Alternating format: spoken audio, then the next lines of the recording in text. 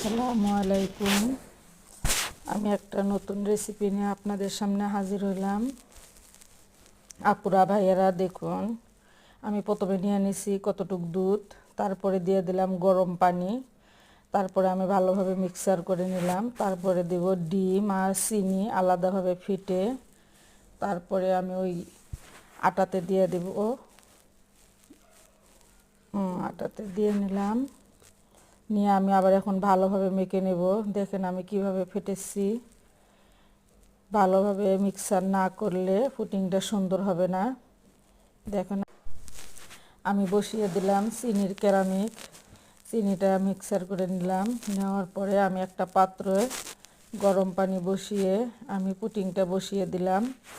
আপুরা ভাইয়ারা দেখেন কত সুন্দর দেখা যাচ্ছে।